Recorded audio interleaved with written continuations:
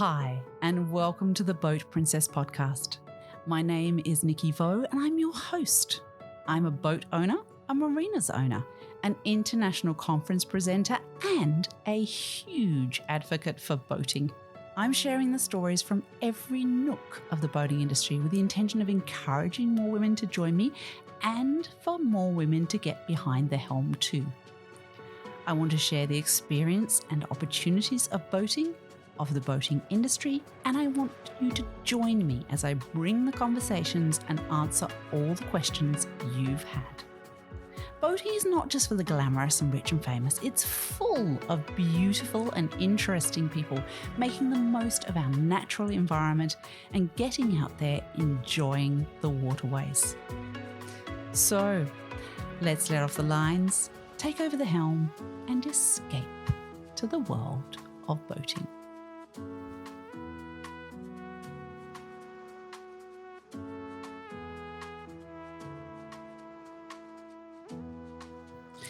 Welcome everyone to another episode of the Boat Princess podcast. I am here today on a beautiful French terrace overlooking La Rochelle because we're here at the ICOMIA Congress, and I have one of our superstars here who I usually have a lot of fun with, and now we're having a bit of a serious moment on a podcast. Although it shouldn't be too serious because it's our podcast, right? So Anne Dunbar, Executive Director of IBEX, welcome to the podcast. Thank you for having me. It's quite an honor to be here with you, Boat Princess. I've been a fan for years. Oh, thank you so much. Anne, you've been in this industry quite a while. Give us a quick synopsis of your current role, because some people that are listening may not know what IBEX is, may not know what IFBSO is. So maybe let's start with those and explain those. Right. So I am, as you said, the Executive Director of IBEX. IBEX is the International Boat Builders Exhibition and Conference. It's the largest marine technology trade show in North America. For your listeners who are in Europe or in the global marine industry, they might be familiar with Met's Trade. So that's my sister show. So IBEX serves the North American marine market, and Met's serves the rest of the world, basically. Met's does own half of IBEX. So we are here at the ICOMIA Congress. I was the president of International Federation of Boat Show Organizers, which is IFBSO, until yesterday, where I stepped down because I had served my 2 years. And the next predecessor was actually coincidentally Nils Clarenbeck from Met's Trade. So we're here representing the leading boat shows in the world. This is a community of boat show organizers that come together and share ideas and inspirations and ways to improve. As you know, live events took a big hit during COVID, and that made this IFBSO a real great place to come and share ideas. During COVID, we actually all got on Zoom calls all the time. How's it going in your country? How's it going in your country? When live shows were completely shut down, it was jarring, and we were all canceling. So how do you deal with that financially? How are you helping your staff through this? The amount of support and friendship and interest, that we got from this community during COVID was invaluable. And now we get to come together and do it in person again, which is great. So yeah, it's been as you know, it's been a nice Congress. It's been a lot of information. Yeah. And IFBSO, It's a tongue twister. It is, isn't it? Actually celebrated 60 years this year, didn't you? Because there was the cake last night and everything. Yeah. So which just validates the strength of this organization. Live events, especially boat shows. I run a trade show, but the majority of members are regular boat shows. You've the Sydney Boat Show. You've got almost every major boat show in Europe. In the United States, it's the Miami Boat Show in Fort Lauderdale. So again, just a community and camaraderie between this leadership. Yeah. For 60 years, and it's going to continue on because it just matters. It matters. Coming together and sharing ideas matters. It does. And the relationships between the boat shows all over the world. And the boat shows are kind of the heartbeat of the boating industry.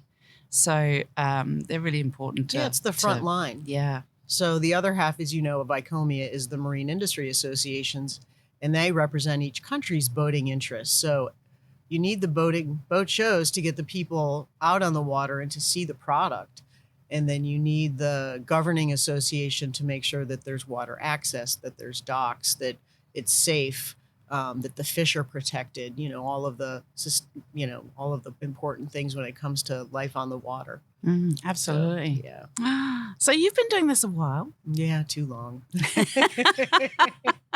A long time. Yeah. How did you first get into the boating? Oh, let's go back a little bit further. What was your education base? What did you think you were going to do, and what did you end up doing? Yeah, it's a funny question. I grew up in Connecticut, so and I grew up on boats. My dad bought a little wooden sailboat. I think the first day we went out, we ran aground, and I've loved it ever since. So we grew up on boats, little sailboats, and then I continued to do that through most of my schooling, and I ended up moving to Los Angeles. I got a degree in communications and filmmaking. Okay, there you go. Yeah, and I moved out to LA because I wanted to get into movie making, not being a movie star. I wanted to be behind the scenes, production, camera work. So I moved to LA, and I'm not going to give you the dates, but it was video. There was MTV was going, so there was video had grown, so there was opportunities, but it was all very new. So this is it was very difficult to break into that industry as a woman, and unless you had a contact, and I didn't. So I taught sailing at a yacht club in Long Beach, California, and was struggling to make ends meet. And somebody said, "Hey, the boat show, Long Beach Boat Show's coming. Do you want to?" And there's a magazine called Soundings, and they need someone to work the booth. Can you do that? It's a 10-day show. And I was like, sure. I've never been to a boat show, and what are they paying? And it was $7 an hour. And I was like, woo, I'm rich. So I'll take that job. And so I took the job and I worked that boat show, and I had so much fun just interacting. Boat shows are it doesn't matter if you're behind the booth or you're walking the aisles. Boat shows are just a lot of fun. And I loved boats. So when that show ended and I still didn't have a job, the gentleman that hired me and, paid me my $7 an hour said, "Hey, so what are you doing? Do you want to come work for us?" And I said, "Well, what would I do?" And he said, "You'll sell advertising." And I said, "What does that mean? Like, what does that even mean?" And I was just so young. I didn't know that when you read a magazine that people were buying the ads. So it was a big eye opener for me. And I was like, "Well, how do I do it?" And he said, "You just go around, we'll give you a list of companies, and you just go around and you sell ads." And Nikki, you know me, I'm a massive extrovert. So I was like, I can do that. Yeah. And so that's what I did. That was my break into the marine industry. And so I worked for them. And of course I did great, because I just went around talking to people and selling ads and going to more boat shows. And but I didn't like Southern California because it was sunny every day.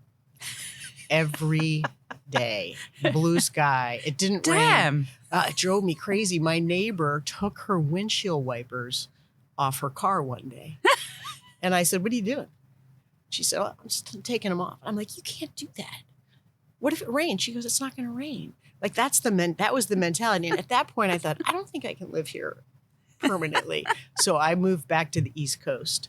And I worked in Manhattan and New York City because that's what everybody does when you grow up in New England. And I worked for a massive ad agency. Okay. And I learned a lot there. Yeah. And then Soundings called and said, "Hey, what are you doing? Where'd you end up? Do you want to come work for us up in Newport, Rhode Island?" And I said, "Newport, I'm in." So I started basically, I could go on and on, but my career started in ad sales. Yeah. And back then it was just print.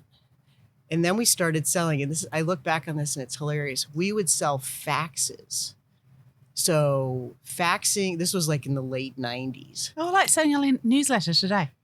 What's like selling a newsletter today. Yeah, but that was it for technology. So my opportunity to sell was print and maybe a special edition, like a show directory or something. And then we would get people's fax numbers and we would fax ads to them.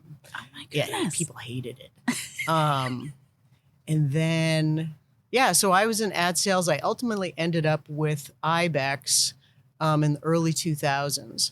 I had wanted to go work for Professional Boat Builder magazine, which is the beginning. This is where Ibex began, is with Professional Boat Builder magazine. And they offered me a job to come work there and said, but you need to work on Ibex. And I said, I don't know anything about shows. And my soon-to-be boss said, I'll teach you everything you need to know. And he was a fabulous guy, Carl Kramer, just an innovator and really outside-the-box thinker. So I went to work for Carl and a fabulous team. And so I've been with Ibex now since 2001, 2002. But I started just an exhibit sale. So then that was the other thing is, how do you make money? You sell exhibit space. Yeah. And so that's how I began. And then I got into marketing and then was just there long enough that when the time came, they just said, you need to be the one that runs the show. Actually, I was going to quit because I didn't think the show was being well directed. Yes. And they said, do you remember Tom Domerick? Yes. Yeah. So I went to him and said, he was my boss at the time. And I said, you know what? The guy who's running the show, this isn't working. And I think I'm out of here. And he said, well, tell me what's wrong. So I told him. And he said, okay. And he said, well, why don't you do it? And I was like, what? So it was one of those, you know what, my favorite thing about telling that story is it was, for anybody that's out there looking for a job, you get that lucky break. So he elevated me from, a woman just working hard in a male-oriented industry to a leadership position. So I broke through that glass ceiling at that moment. And I will always be grateful to him. And it scared the bejesus out of me. Yeah. But then it goes back to you fake it till you make it. Yeah. Right. So that's the other great lesson was, you got to find that moment and that mentor, and then you fake it till you make it, and that's exactly what I did. And here I am today. So really you transferred from selling space in magazines to space in boat show. And then from there you elevated to organizing that whole thing because you were on the ground, as it were, seeing what was going on with it. Right. Saw you could see what the issues were. Exactly. Yeah. Exactly. From, show setup, from operations to catering. It's basically event management. So it's, somebody said to me, I could go run a wedding too. And actually last summer I volunteered stupidly to help run a gala. And it's 350 people. And it was, so easy for me. And everyone was like, you're so calm. You're so calm. And I'm like, trust me, I deal with a lot bigger issues on my day job, Yeah. Because we get, up to close to 8,000 people through the door at Ibex. So it's a big, big event. So for me, running a little 350 person gala, the only issue there was it was just a lot of very wealthy people. So they were hard to keep happy. Yeah. And that's, I really admire wedding and planners. Yes. Yeah. And that, again, so it's event planning, but the spectrum of what you can do in event planning is massive. So I'm at the higher level and we're only a medium-sized show, but there's huge, huge shows. So if anybody's looking for a really fun career, event planning, and it's not just my side of the event ownership, I contract out to vendors. So there's the show decorator has a huge team of people, catering, AV. There's just so many levels of large events that anybody could be part of, and they're not going away. Events matter, and people love going out for that experience. So. They really do. I know in COVID we missed boat shows, not only for the ability to show the boats, but the fact that we all got to see each other again. Yeah. Which was actually a very important part of what we do. Absolutely. Having those relationships between each other. Absolutely. Yeah. The before COVID, and this is a really interesting fact, the event industry was petrified about the internet taking over and ruining live events. Everybody thought, with the internet, people are just going to be online and they're never going to want to go to a live event. And then COVID happened and Zoom happened, Mm-hmm. which of course is a fabulous tool for all of us, but Absolutely. we get Zoom fatigue. So Zoom helped us through, but as soon as live events opened up, my favorite IBEX was, so COVID was 2020, 2021. The only reason I was able to have a show was we were in Florida and Governor DeSantis didn't believe in COVID. So I don't know if you remember, Florida was open. Mm-hmm. IBEX is based in Tampa, Florida. We have a beautiful convention center. We take up all three levels. It's right on the water. We have all the docks. It's really just a magical experience. And we were able to open in 2021 during the Delta variant because Wow. Governor DeSantis was like, yeah, everything's fine. So how do you get people to come to a show when, everybody's still frightened? So we were not allowed to say masks are required.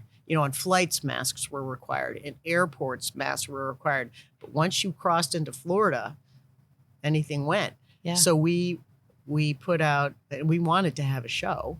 So we wrote, we respectfully request that you wear masks. Mass respect, with respect, we ask you to wear masks. Yeah. And nobody did. Not one person did. There you go. And we actually made IBEX masks to give away. Nobody wore a mask. And it just kind of was how Florida was. Yeah. And people loved that show. Everybody was very appreciative because they missed seeing everybody. And they missed the business that happened. You can't do the same thing online. You miss that interaction and seeing and touching the products. And that's what IBEX is all about, new technology. So people want to touch it. So that was a great show. How did you feel as the show organizer, though? Were you a little bit nervous that something could dreadfully happen as a result of it? Well, and we'd heard about other shows that were super spreaders. Yeah. There was a show just a few months before, I won't name the show, in Florida, and everybody got COVID. Yeah. Swaths of people. And we were like, goodness, what are we going to do? How can we do this responsibly? And the pressure was very heavy. Have the show. People, if you build it, they will come. Yeah. So we did, and we were very strict about, we had, the website was completely changed, a lot about safety, because everybody's health was our priority. Yeah. So that's why we said we respectfully request that everyone wear masks. Mm. And they didn't. And in the end, I don't think anybody got sick. We were just past, that strain of whatever the virus was at that time. Mm. So, yeah, that was really a crazy time for events. If you talk to anybody in show management, that was just not a good time. It wasn't a good time for a lot of businesses. No. But, yeah. Yeah, a lot of businesses were going through that whole do we, don't we? Yeah. Weren't they, basically? Yeah. I remember the Sydney boat show, the decision had to be made. And it has to be made quite a long way out from when the actual show is, you of have your course, don't you? right? Yeah. Right. So, and it was a really tough decision. But when we got to the actual time of Sydney Boat Show, Sydney was in complete and utter lockdown. So had that decision not been made, that would have been a disaster. Right. Yeah. Right. So in actual fact, that was a very hard decision. It was my husband that had to make it at the time. And it had to be made. But my goodness, if he hadn't made it, the BIA would have lost an extraordinary amount of money. Well, and you just don't want to put as people, would all the people involved. Right. You don't want to put anyone at risk. No. So I remember having to make that decision during COVID. And I remember, unfortunately, I've had to make that decision more than once, which is exhausting. Mm-hmm. But for COVID, I remember having the board of directors on the phone. And remember, we all thought it was going to end. Mm. Oh, this will be over. So it was March, April, May, June now. Oh, it'll be over. And my show is end of September. So we canceled, I believe, in July. And I had the board of directors on the phone and I said, we have to cancel. Yeah. We're canceling. And it was just really quiet. And they all knew, it just was a really hard, and then it's messy. It's a big business mess though. But great things came out of it for us. Yeah. Because I remember, we have a product now, we call it IBEX 365. Our exhibitors can have access to all the people that come to IBEX, plus all the people that don't, who follow us online, which is an opt-in list. We have like 41,000 marine professionals who are watching what's happening with IBEX. So they buy into IBEX 365. So when COVID happened, there's a silver lining, and the silver lining for us was new business ideas. We don't want to just be a 3-day show. We want to be 365 days. And what might that look like? And it was creating this new product that came out of being so frustrated that we canceled COVID and we had no solution for our customers who all had new products. And we thought, shame on us for not having created an online platform where they can, get their products out regardless of the live event. Because everybody wants to come to IBEX because it's, boat shows and trade shows, they're just a good time, just like this event. This is a fun industry, as you know. And it's interesting because both of my daughters, as you know, because you've met them both, have been exposed. Have been exposed. So, you're looking at 20-somethings have been exposed to this industry. So Caroline even said to me last night, she said, wow, this is what you do. This is when you're on the road and you're just, these people are so amazing and fun. And I think that's just the marine industry, I think is it's a tight industry and it's all about relationships. And we just, we like having a good time. Yeah. I said to Darren last night after the night last night, which was the gala dinner for the ICOMIA Congress. And we had to picture it for everybody listening, we had a really lovely evening. We had oysters on the terrace at the marina. The new yacht club. At the new yacht club. It's brand new yacht club here at La Rochelle, and which is incidentally the largest marina in Europe with something like 5,147 berths, which is just mind-blowing. And the majority of them are sailboats. Yes. Which is so refreshing to see. I am a sailor. I mean, I love all boats, but it's very, if you look at any large marina in the U.S., the majority are power boats. Absolutely. No doubt. Absolutely. But here in France, it's all about sailing. Yeah. It's very cool. Very cool. So there we were on the terrace, and then we had this lovely dinner, sit down, and with special guests and so on and so forth. And then we all went upstairs to this fabulous band that were playing. They were absolutely brilliant. And we were dancing, and I came home at the end of the night, and I said to Darren, gosh, that was like being at a family wedding because we're all such family, aren't we? And we see each other every year at these events, and we are all, so we're all dancing together, and we're all from all countries all over the world. And we're just having fun together. Absolutely. And I think it's a beautiful thing that this industry does. Yeah. We had a really nice night. But it really genuinely felt like a family wedding because everybody was having a good dance together. And what I like the most about it is seeing the newer young people to come in, right? So and a lot of young women. Absolutely. And I loved how they approached the party. It was the 60th anniversary, so the theme was 60s. Yes. And so we got a whole spectrum of 60s outfits. But I noticed a lot of the younger women went to vintage shops and got these killer dresses. Yes. I wish I'd thought of that. Yeah. You look fabulous, by the way. Oh, thank you. Isle of Wight special. Yeah, I went to Isle of Wight especially to get my outfit. But, seeing a lot of these seeing women and young women coming into the industry for me is really satisfying. Because when I started, it was, I was one of the few. Yeah. Was that your first hippie moment last night in that hippie outfit? Yeah. Yeah. You were a hippie for the first time. Yeah. Yeah. You look great. Yeah. Yeah. I wanted to find 4 people and do the Beatles. Because I Googled, because I was like, give me 60s music icons. I thought, we'll go as a music icon. I wish I had just done fashion, though, because the vintage shops really, they knocked it out of the park. And then the one who did, Trudy did Audrey Hepburn. Oh, that was brilliant, Breakfast wasn't at Tiffany's. Oh, she walked out. I was like, oh, God, that's just brilliant. So good. Yeah, very clever. Lots of things are happening at the Boat Princess, and something really exciting that we have coming up is you'll be able to listen to exclusive content by subscribing to us. So watch this space. It's going to be exciting. I'm excited. I'd like to thank our sponsors, Quality Marine Clothing, for the amazing clothing they do for us, all logoed for the Boat Princess. We love that. They, of course, are the place to go to for uniforms for your super yacht crew, your marina crew, or frankly, anybody that's got a company that needs uniforms. Quality Marine Clothing is the place to be. But, you know, I look at these women, these young women, and I remember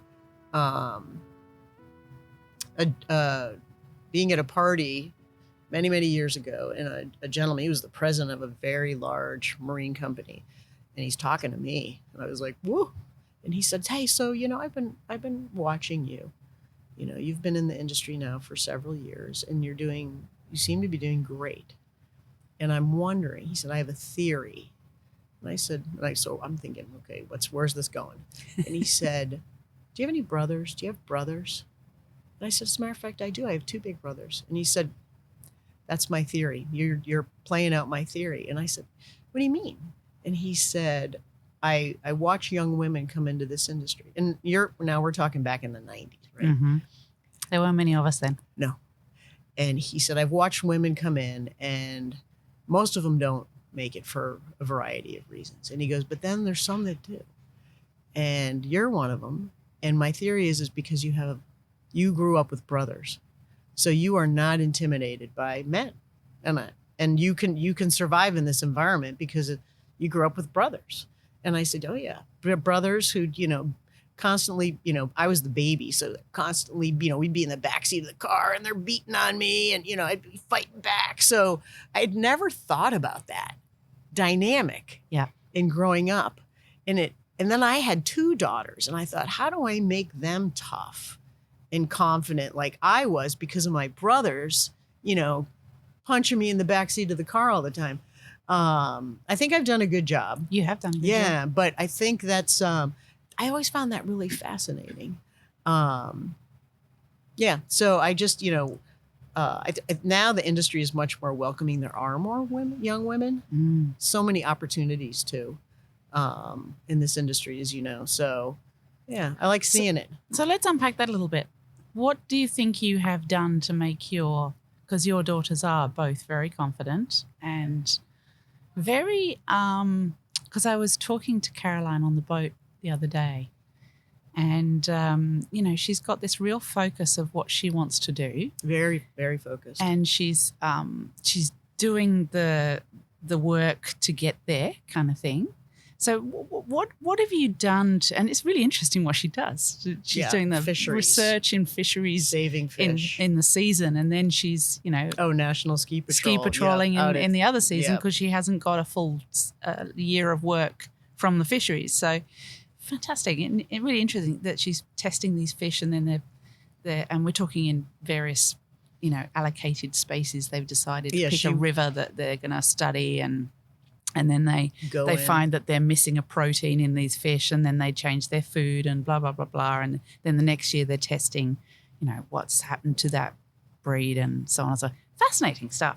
So what do you think you've done? I mean, apart from we always say that kids do what you do, not what you say. And you are obviously a very strong icon as a working woman that's doing her thing and doing it really well. So is there anything else you've added to that, do you think, in particular?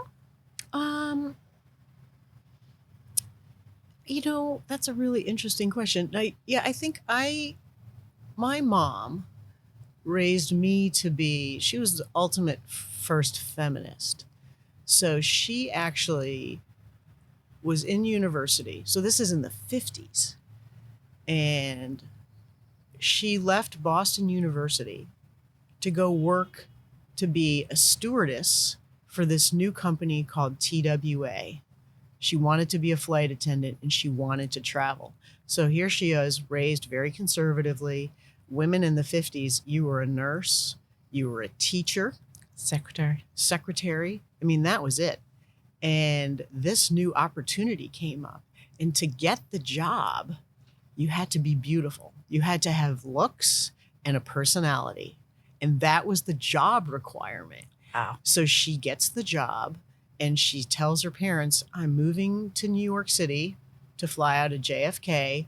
I'll be living in a house with other, the TWA, they made it so there was housing for these young women. You couldn't be married. You had to be single and beautiful and effervescent and fun. And I actually have seen her reports, written reports of her, her reviews. Janet, her name is Janet. Janet's hair is always perfect. Her nails look nice. The customers love her. She's very, she's fun. She's very talkative. And then there's all these notes from passengers, thanking her. A lot of them were men, hitting on her. But she had a ball, and her job was simply to entertain people because everybody was afraid of flight. The plane she was flying was called the Continental. The Continental. It was a prop plane. Mm-hmm. I think it had 2 props on the wings. We still have those in Australia. Yeah. Okay.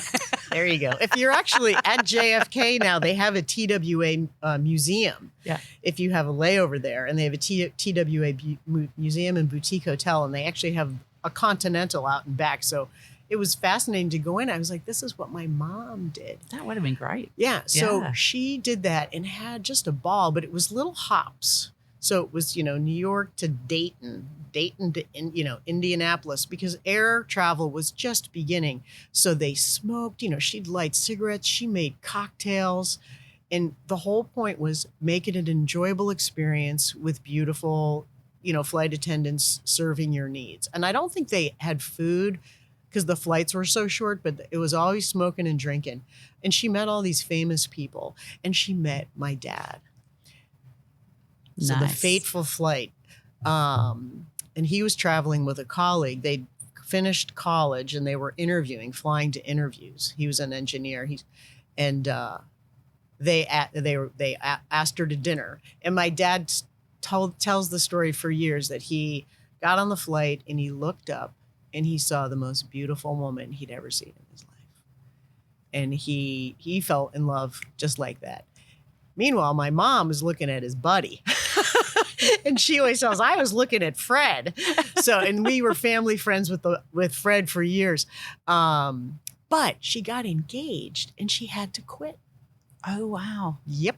So this is what, to any woman who's listening to this, any of your listeners, we're standing on the shoulders of the women. Like my mom, she broke out. Yeah. She wanted to travel and do more. Her parents were completely against this, but she did it. And what happened then is the Equal Rights Amendment came in the 70s. Now, at this point, she was forced to quit. Mm-hmm. When the Equal Rights Amendment came, it was in the 70s. TWA had to go back to all of those flight attendants that they had forced to leave and pay them. Wow. And or bring them back with seniority. Yeah. And at that point, she had 3 kids. She had finished her college degree. She was getting her master's. She was like, forget it. But she would have gotten the senior route. She would have been flying, traveling, doing all the fun stuff. But she opted to stick with us, with the family. But, what I would say and this circles back to my daughters. And, they knew her, sadly she's passed. But she would tell them, these stories. And so I stand on her shoulders because she would say to me, I'd say, can you teach me how to make the spaghetti sauce you always make for us? Because I love it so much. And I quote, she said, no, I am not going to make it for you. Because if I teach you to cook, you're going to end up cooking for a man someday. And I don't want to teach you how to cook. So go read a book. Classic. And she's like, you get to college and you do something. And she was always saying, make something and be you, live your life, and don't let anybody hold you back ever, because she was held back so much. And she was looking at me and the opportunities I had, and was just astounded and was just my biggest, supporter. Just loved everything about, the fact that I could go out and do all the stuff that she couldn't do. Yeah. And so I feel like my daughters now stand on my shoulders because, there's always discrimination. As a woman, you're always struggling. we don't get equal pay. There's all those levels of women discrimination on so many levels. And we work through it because we're used to it, right? It's just how it's always been for women in business. And so my two daughters, they're standing on my shoulders, and I always said to them, just be smart, decide what you want to do and be you. Don't, let anybody, tell you anything other, just be you. So Caroline's always been very focused on that. And then you've met Catherine. She's, I think she's more of the average young woman kind of coming out of college. She just didn't know what she wanted to do, but she talked to enough people and she ended up, doors opened, and she just stepped through a door and made the most of it. So, yeah. And I think their dad had a lot to do with what their confidence is, because he wouldn't put up with any of the drama, so they'd come in, and Andrew would say, okay, stop. When you can speak to me and give me the facts, I just want the facts, then we can discuss the situation. And it took a while, but then, they'd come to me and, oh my God, what am I going to say? And I say, you need to talk to Daddy, but stop. Think about what you're going to say. What do you want? No drama. And you go to him and you explain the situation. And so they actually got really good at it, and they knew they couldn't go to him with anything other than, all right, here's the situation. So, the car is, I got a dent in the car and I'm not really, it wasn't my, whatever it was that happened. I can't think of what the circumstances were, but we taught them that from a young age. No drama. Yeah. Just stick with the facts. And I think that's helped them immensely as young women, because there is no drama. There's no place in business for drama. No. Yeah. So I think that's why Catherine's doing so well. She just tells it like it is. Yeah. So, yeah. So that's kind of, other than that, I don't know what made them into such special creatures, but I think every mom thinks they're special, So. Oh, goodness. Yeah. Kids, we totally do, don't we? Yeah. Totally biased. Yeah. But your girls are special. They are pretty amazing. Yeah. And now they're fighting to come to this conference. Yeah, because Catherine was at San Remo last year and Caroline was here this year in La Rochelle. Yeah. And so actually next year, I don't think either will come, because I'm currently interviewing. We're interviewing and we're going to be hiring my replacement. Not that I'm retiring, but I've been moved up into this executive director role. Yeah. So I can be up in the higher strategic thinking for the event. And so we're interviewing to replace me. So next year I'll bring my new show director so everybody can meet this new fabulous person. Yeah. So I don't think I'll have time to bring a daughter, which I haven't told them about yet. So we'll see. There you go. Yeah. Ooh, you heard it here first, girls. Yeah. So a lot of changes coming in my career, Yeah. But I need that. We talked about it a little bit earlier. I can't keep doing it at this level. It's too much work. And I told that to my board of directors. I just said, I'm tired. Yeah, you mentioned that before we came on to the interview, that you feel that you have very little time for you and at this level of working an event. Yeah. It's just I think continuous. Yeah, I think it's lonely at the top. I understand what that means now. I never understood that. Yeah. And I think it's a lot of time and effort. And I think probably like most women who work at these levels, it's hard to balance, and I'm just glad I did have 2 kids, and I have been able to balance it. But I think now that they're gone, that's my problem. Mm-hmm. Right. Is I can't focus more on them as I can focus on the career. And I think I'm wearing myself out.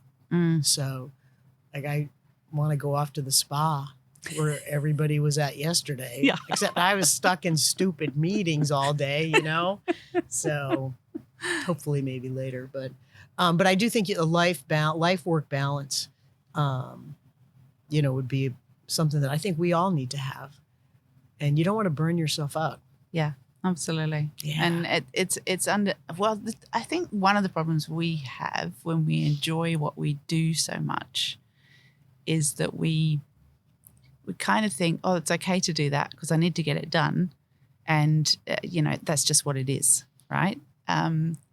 And in reality, we should actually, I mean, I find it incredibly hard to force myself to just do nothing on a weekend. I can't do it. I can't do it. Yeah, I'm hopeless. Yeah, and I'm married to a worker bee. Yeah.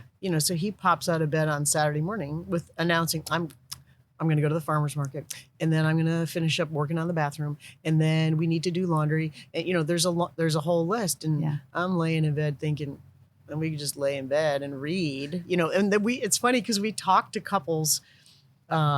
These friends of ours are like, oh, we didn't get out of bed till 11:30. We just read the paper and drank coffee. And I was like, wow, we never do that. No, we never do that. And I was looking at Andrew going, and he's like, why would they do that? He's a go. Yeah. So, and I'm very aware of it now. So I'm going to I'm pulling back more. Like I am going to stay in bed and read a book. Yeah. So yeah, it is funny. When they said that, I was like, what? Wow. Yeah. I didn't know people did that. You relaxed on a Sunday? We just work all the time. We got to cut the grass. We got to do this. And we have a huge vegetable garden, so that's ramping up. It's exhausting. Yeah. So you're creating more problems for yourself at the same time. More problems. And then we bought the huge lawnmower, the big circle turn lawnmower, because we've purchased this big old house a few years ago. So that, again, adding to the workload. And now we've let go of the lawn guy because it was too expensive, but we've bought this hugely expensive lawnmower that scares the bejesus out of me. But I drive it. I can drive a boat. Andrew's like, you can drive a boat, you can drive this thing. And it's like, yeah, but this can like cut your foot off. Yeah. Like this is dangerous. Yeah. Boats are just fun. Yeah. So I'm like the lawn gal now, the lawn gal. Yeah. Oh my goodness. His wife, the lawn man. Yeah. Never an ending. It is really fun to ride around on anything, though. I have to admit. So you have to interview now somebody that's going to do what you used to do. So what qualities are you looking for there? Yeah, that's tough. It's very difficult. And my first concern is my team, right? I work with this incredible group it happens to be all women, which I think is ironic because here we are, as women, in telling your listeners that there's not many women in the industry, but in fact it's growing. Oh, it's growing hugely. Really quickly now at the moment. But weirdly, the IBEX team, and you can look at it on our website, it's all these phenomenal women, and it just kind of happened organically. Yeah. So is the Mets trade team, by the way, aren't they? There's a lot of women in their team too. Indeed, yeah. The Mets trade team is. Yeah, it is quite a few and young. Yeah. I love the young, fresh women coming. It's great. New ideas and new thinking and so confident. Yeah. A lot of confidence. Yeah. And there's just social media and digital media and marketing strategies are so great. We just hired 2 younger women. They're amazing. And their ability and they're just the way they think about social and digital marketing is incredible. Mm. But my team, so when I think about replacing myself, I think about the team because it's this, as in your career, you work with a lot of different people and there's great people. You work on great teams.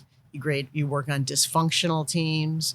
You work on a great team, but there's one toxic person that's taking everybody down. There's so many different ways that it all works. And as you move through your career, and it's funny, I talked to Catherine about this a lot. She'll call with some work issue and she's seeing, being part of a team, it's different. It's difficult and everybody has their skill set and you have to learn to work with their skills, their strengths and their weaknesses. And that's how you manage it. Mm-hmm. And then sometimes you find yourself incredibly fortunate in working on a team where it just all melds together. And that's my current team. Incredibly smart, capable, passionate, hardworking. And we all put 150% into the show, and it shows at the show because the show it's just so successful. It's not me. It's this group of this team that's putting together this phenomenal event. And so when I think about who should replace me, I think about them. And I want to make sure that whoever's coming in is going to value this and then, take it to the next level. be able to work with the team. So the decision was made by the board. They want somebody from the outside who's run really big events. And so we've been interviewing a lot of impressive people. And we're down to a few candidates now. And I'm panicking. Frank just asked me the other day, which one are you going to pick? And I'm like, I can't think about it. I'm here. I have a lot going on here at Congress. So I will think about that when I am, But they're coming from other industries, I'm guessing. Yeah, well, yeah. In this particular instance, the three finalists are have run really large events in other industries. Yeah. And you can learn boating in the marine industry. Yeah. What we're looking for is somebody who's going to bring an innovative new perspective on running a trade show and then to elevate IBEX to the next level. And we found there's a lot of great people out there. So you'll be hearing about that in the next couple of weeks who are finalists will be. So that little conversation there says a lot about the type of leader you are. Does it? Yeah, because you said the most important thing to me about who I select for my role is the team. Is my team, yeah, absolutely. And you also said that this show is an incredible, phenomenal event, and that's down to the team. Yeah. So you are constantly giving your team credit and recognizing how much they contribute. Absolutely. Which as a leader is what we all hope for and we all wish to see. I mean, I love our teams and it's amazing when you see what they do and what they get into and how they do it, and you think, oh, that was great. And as a leader, you have to be trusting and just let them get on with it and do their thing and step in when you need to, but not. You're obviously not a micromanager. No, I've been away for a whole week, and I think about them. So if they're listening, they need to know I am thinking about you. But I haven't had a minute. As you know, the schedule is so jam-packed here. Yeah. And then we get in so late. I'm not going to start answering emails in the middle of the night because that's never a good idea. Yeah. I know it's running. And they know if they need me, they know they can call me. But it's just they're a machine and they are just that good. Each and every one of them doing their part. And that just, they just hold it all together. And that's what makes a great team. Yeah. And it's, like I said earlier, I've worked on bad teams and you don't know, when you have a beautiful thing and a great group of people. And so I have a lot of stress about bringing in the right person to make sure that continues. Absolutely. So yeah. Well, thank you so much for talking to me today, Anne. You're an absolute legend. I've always enjoyed spending time with you. Thank you. It's been really great. It's been really great. And I'm so honored to be part of this. And it might be, like I told you, I don't take the time to listen to podcasts. I might actually listen to this one. I'll try to figure out where to find it and how to play it on whatever device I might find. I'll talk to Caroline about it, right? So aging myself. So thank you, Nikki. It's been great. No, pleasure. Thank you so much, Anne. So there you go, peeps. Another great interview with another incredible woman in our industry. Just showing you that there are so many now. We are expanding rapidly. So thank you so much for listening, everyone. I really appreciate having your ears. It's lovely to have you send me messages and all those sorts of things. If you could review the podcast, I would really appreciate that because that allows us to expand our audience dramatically. And of course, if you subscribe rather than just listening, that makes a massive difference also because we can therefore achieve more sponsorship, and that way we can keep this podcast going for a long time all over the world, interviewing some incredibly interesting guests for you to enjoy. So take care, guys, and we'll see you on the water soon.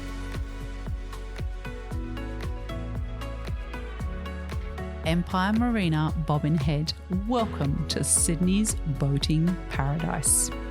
With our idyllic location on Sydney's North Shore, just 35 minutes drive from the CBD, we are all about where it's best to go boating and keeping it as easy and enjoyable as possible for you. We have a full hard stand facility on site, 200 berths, a beautiful bistro, and plenty of parking. If you'd like to know more about berthing your boat with Empire Marinas, call us on 02 9457 9011 or email Jordy, JORDY, at empiremarinas.com.au. We look forward to having you as part of the Empire family. For just $249, we can get you in front of our audience and in front of every listener that listens to that podcast that you advertise on. Now, that's a pretty good specific audience that you'll get in front of. So in addition to that, you might even consider being a season sponsor with us, and that gets you continuous exposure with our brand, on our brand, with our social media channels, and of course, this podcast that goes all over the world.